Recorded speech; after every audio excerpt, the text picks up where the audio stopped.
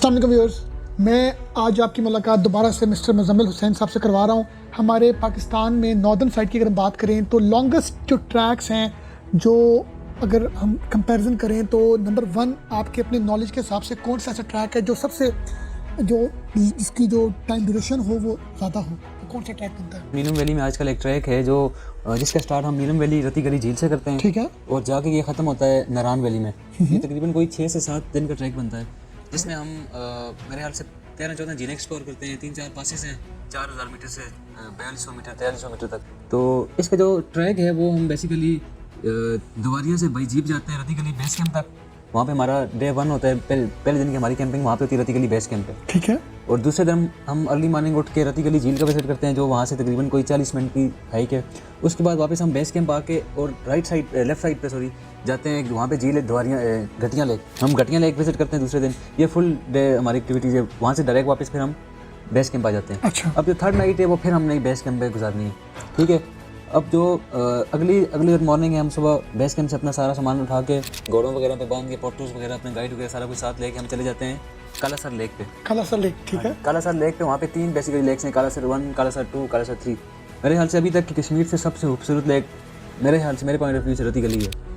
उसके बाद अगर आप घटिया लेक देखें तो घटिया लेक भी ये हमारा नेक्स्ट 4 डे का है ट्रिप जो आप बता रहे हैं, जी, ठीक है। घटिया लेक डे 2 में जो आ रही है ना, घटिया लेक भी बहुत प्यारी लेक है। इसके ऊपर 4000 मीटर का एक पास क्रॉस करके हम जाते हैं उस लेक का व्यू पॉइंट तक, वहाँ से उसका व्यू करते हैं। समटाइम हम नीचे भी चले जाते हैं, लेकिन ये है कि अगर आप नीचे जाएंगे तो वो आपका पास से नीचे तक, व्यू पॉइंट से नीचे तक जाने के तकरीबन 2 से 2.5 घंटे लगेंगे। फिर वापस आते हुए आपके 3 से 4 घंटे लगेंगे। इसका ये है कि आपको अगर आपने झील के पास जाना है, घटिया लेक के पास, तो आपको एक तो बेस कैंप से अर्ली मॉर्निंग निकलना है, ठीक है। दूसरा आपने रास्ते में बहुत कम स्टे करना है, और वापस आपने कोशिश करनी है कि रोशनी में ही शाम तक आप अपने कैंप पहुँच जाएँ। डे 4 में हम जब कालासर लेक पे कैंप करते हैं तो वहाँ पे हम 3 झीलें देखते हैं। 3 उधर, कालासर 1, कालासर 2 और कालासर 3। राइट, नाइट कैंप हमारा जो है कालासर 1 पे होता है, ठीक है। और अगले दिन हम अर्ली मॉर्निंग कालासर 1 से अपना कैंपिंग क्लोज करके हम चले जाते हैं नूरी पास क्रॉस करते हैं। नूरी पास में तकरीबन 4200 मीटर है। नूरी पास क्रॉस करते ही हमें एक नूरी लेक मिलती है, जो कि अपनी खूबसूरती की मिसाल आप ही है, जब आप उसे देखेंगे तो खुद पता चल जाता है। अच्छा, वहाँ पे उसके साथ एक नूरी वाटरफॉल भी है। वाटरफॉल के पास हम अपना कैंप लगाते हैं। वहाँ पे हमारी 5th नाइट होती है, और नाइट हम वाटरफॉल के पास गुजार के सुबह अर्ली मॉर्निंग हम सराल पास चले जाते हैं। तो ये सारी जो आप हमें बता रहे हैं डिस्टेंस जो है, ये 3-4 आवर्स की, तकरीबन कोई 5, कोई 6, कोई 4 इस तरह की है। मतलब ये नॉर्मल जो आवर्स हैं वो तकरीबन 5 to 6 आवर्स हाँ, वॉक आपको इतना पड़ता है, जी। करनी पड़ती है, ठीक है। बिल्कुल। तो अगर आप वहाँ से नूरी वाटरफॉल से आप अपनी कैंपिंग क्लोज करके हम चले जाते हैं सराल पास।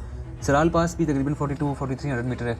वहाँ से नीचे सराल लेक है। सराल लेक भी बहुत खूबसूरत लेक है। आप उसके साथ मिनी सराल लेक, एक ऊपर लेक एक नीचे मिनी सराल, 2 लेकें ये हो जाती हैं। हमारा वहाँ की नाइट कैंपिंग सराल लेक पे हो जाती है। फिर अगले दिन जो हमारी 6th नाइट होती है वो हम सराल लेक से अपना सामान उठा के चले जाते हैं दूधी पत्थर लेक।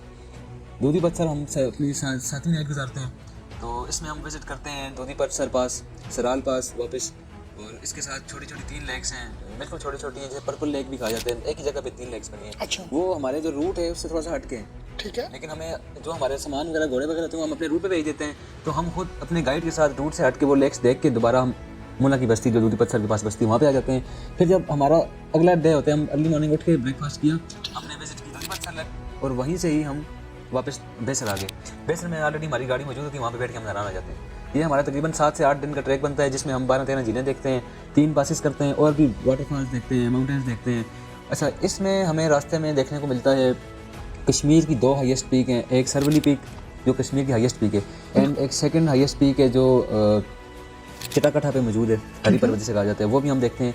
इसके साथ हम कागान वैली की जो पीक है, मलका पर्वत भी अगर वेदर क्लियर हो तो नज़र आती है।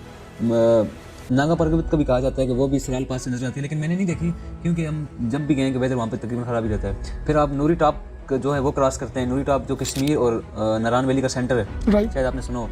तो ये चीज़ें हम इस रास्ते में विजिट करते हैं। तो इस सारे ट्रिप के लिए जो है वो फिटनेस का होना बड़ा ज़रूरी है। हाँ, फिटनेस का होना बहुत ज़रूरी है, क्योंकि आपने 6-7 दिन जंगलों में, पहाड़ों में ट्रैवल करना होता है।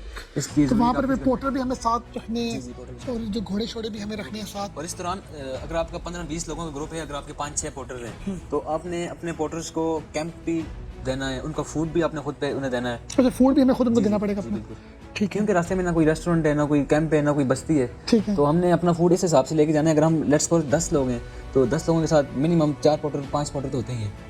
तो हमें उस हिसाब से उन पोर्टर्स का खाना, उनके स्लीपिंग बैग, स्लीपिंग मैट्स और उनका कैंप, ये सारा कुछ हमने साथ तो लेंगे। ये सब चीज़ें हमें रेंटल, अगर एक तो है ना टूरिज्म कंपनी जो हमने इंगेज की है, हमें वहाँ वो उनकी रिस्पॉन्सिबिलिटी बनती है। फॉर एग्जांपल हम किसी टूरिज्म कंपनी को इंगेज नहीं करते, तो ये चीज़ें हमें मेन बेस कैंप से चीज़ें मिल जाती हैं ऑन रेंटल। कैंपिंग वगैरह तो आपको नहीं मिलती, वो आपको लाहौर से या इस्लामाबाद से कहीं से लेके जानी पड़ती है।